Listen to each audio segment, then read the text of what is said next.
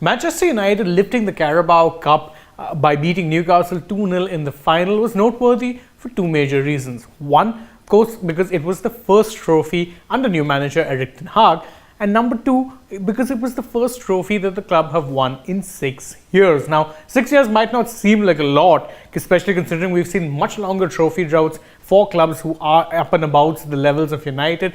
But it is a lifetime if you've been a United fan accustomed to the kind of success that they've had since the 90s and even in the 2000s. So what exactly did it take for them to actually get to this point where a League Cup, which is in essence the secondary domestic cup of English football, would be celebrated so much? Well, as it turns out, there was a lot of things that went into and a lot of things that happened in between the time they won their last trophies, which incidentally also featured a League Cup and the Europa League, as well, and in between the time of them winning that and then winning the League Cup now. But what exactly were the things that happened and why was it so chaotic? Well, that's what we're going to be going over in this video now. So without further ado, let's start by checking out what exactly took place in the season after United won their two trophies, which was the 2016-17 season.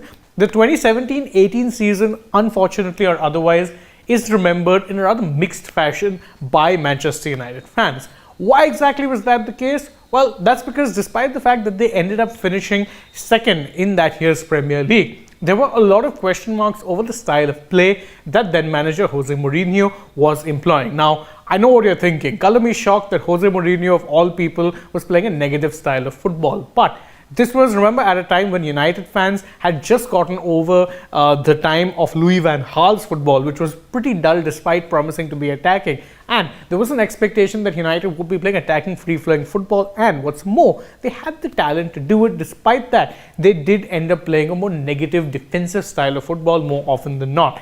That being said, it was a season that followed two trophy wins without a single trophy win. But as Mourinho would later admit, this is probably one of his biggest accomplishments as a manager due to the turmoil happening behind the scenes. Now, again, I know what you're thinking. Turmoil happening behind the scenes was something that Mourinho in many ways contributed to himself. But, well, that is just how it is. And this season was seen as a mixed bag in hindsight. Why? Because it was in fact the beginning of the end of the Mourinho era, as we would find out come the 2018-19 season. Because that was the year where Jose Mourinho, despite actually looking like he would be able to kind of cling on to his job, did end up unfortunately getting sacked. The start of the season, you remember, in pre-season, there were plenty of rumblings that he was not happy with the club's transfer market dealings. Results deteriorated. He was sacked, and there were a few iconic moments. Sure, there always are with Mourinho. Don't forget when he beat Juventus, him cupping his hand to his ear, telling the cameras, giving them the shoosh.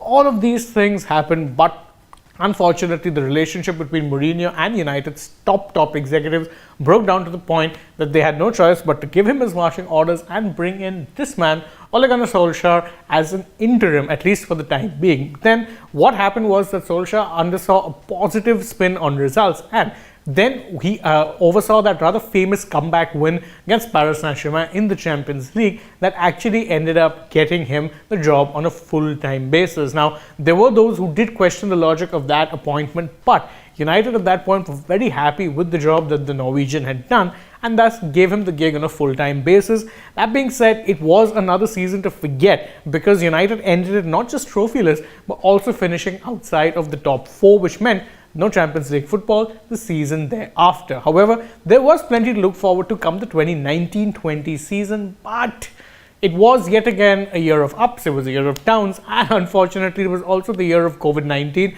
which really disrupted a lot of things going into that particular season. United started the year well enough. Don't forget, they beat Chelsea convincingly on the opening day. But then there were ups and downs in form, yet they remained in contention for a Champions League spot. Of course, once COVID came, once it hit, it did actually end up impacting not just them negatively, but pretty much every other club. But powered by new signing Bruno Fernandes, they did in fact make a strong end to the season, ended up finishing in the Champions League spots, made a return to the competition after a year's absence. And well, things again did seem to be looking up because whilst it wasn't the best of seasons, yet again, I must mention, they didn't win a trophy, wasn't exactly seen as the worst of seasons either. And this was proven by just how well they did in the 2020-21 season. However, the 2020-21 season will be remembered largely for a lot of upheaval that took place off the field. Why exactly? Well, that's because despite the fact that United really capitalized on the fact that Liverpool's title defense collapsed and that Chelsea themselves were in so bad form in the 2020-21 season that they managed to leapfrog all of them and finish second place behind Manchester City. This season is remembered largely for two major things. One is, of course, the number of protests that took place off the field due to United's part in, of course, the failed UEFA, or rather than failed the European Super League idea. That ended up bringing out a lot of protests to the fore against the Glazer ownership of Manchester United. There were a lot of protests. In fact, there was one point where, a match also had to be called off. Fans ended up breaking into Old Trafford to protest. There was a lot going on. And not just that, it also was the season where United could very well have actually ended their trophy drought, because they made it to the finals of the Europa League but ended up losing out on penalty shootout. And it was a close loss, no two ways about it. But it did unfortunately take that trophy drought of theirs into the next season. But at least, hey, next season was going to be looking to shape better, right? Yeah, about that. Started well enough. Don't forget, United had some good expenditure on certain players. They managed to bring back Cristiano Ronaldo from Juventus.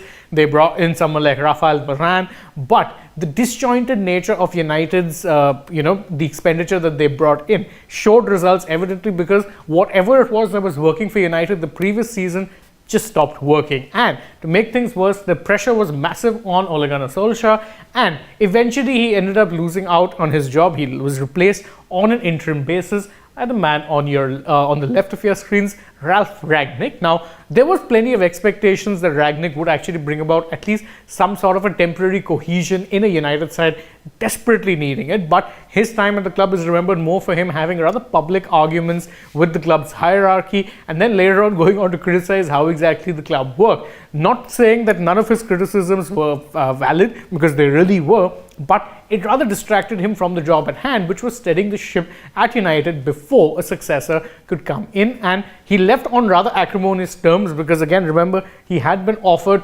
some sort of a consultancy job with United post the season. He ended up eschewing that and chose instead to manage the Austrian national football team, which is of course where he's from. So good, you can say it worked out well for everyone involved, because the man that came in thereafter, Erik Ten Hag, has now at long last ended that trophy drought. And that's not to say it started off very well. Remember, United started the season with twin losses, one of them being against Brentford, and it didn't look like United were going to be getting too much out of the season, at least for the time being. But Ten Hag, to his credit, has overseen a rather quiet revolution as well as a not so quiet part as well. Don't forget, he was key in getting Cristiano Ronaldo out of the club. He was key in overhauling the culture of the club and bringing about a style of play that would actually, in the long term, pay dividends. And so far, at least, it has, because United currently are very much in the top four. They've won a trophy, which is also a massive thing, because don't forget, a club like United, you need to at least be competing for and winning trophies on occasion, and 6 years without one